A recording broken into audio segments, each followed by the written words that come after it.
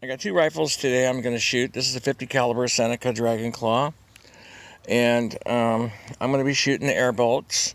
The orange ones are 45 caliber, and the red ones are the 50 caliber. The 357 doesn't have a color; it just has like a Velcro on the outside instead of having the fletching. The quill is $20 with the holder, $10 without the holder. I have to adjust it to make it fit onto the Air Force Texan Carbine because it doesn't fit just right, but with a little bit of adjustment I can make it fit. But for now I have this on here. I have it towards the front of the rifle so I can carry the rifle more easily. If I have it too far back, then I knock the air bolts off.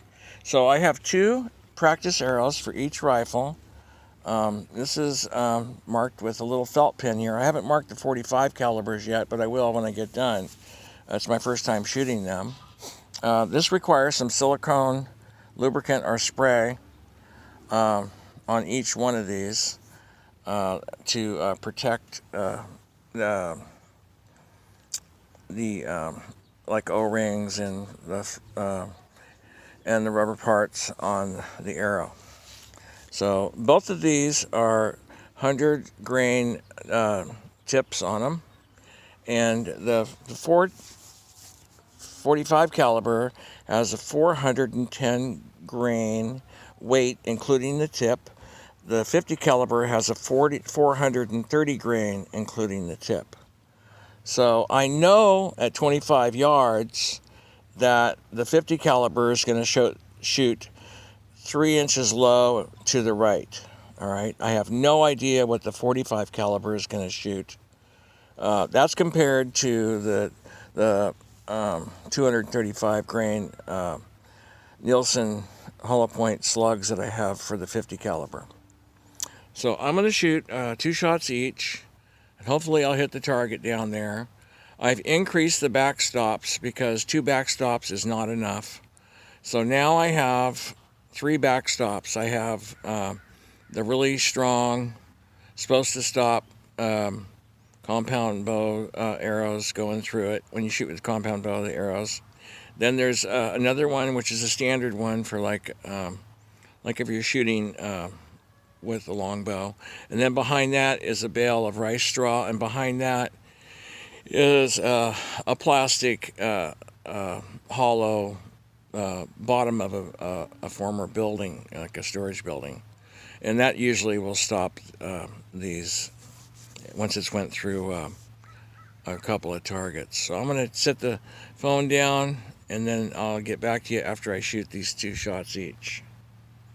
Okay, so I just shot the Dragonclaw air bolts and at 25 yards, and they were 2.5 inches low and about 4 inches to the right.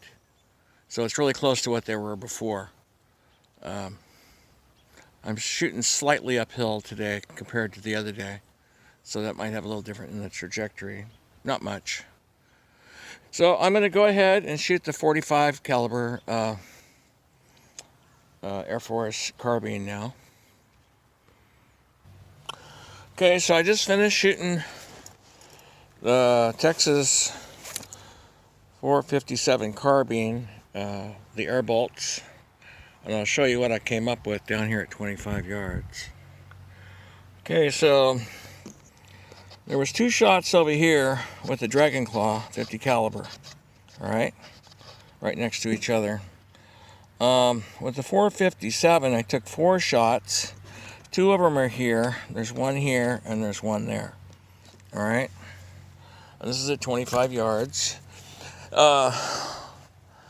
So this is going through the first backstop into the second one halfway. Okay. Now the first 2 shots, it did about the same. Okay. So.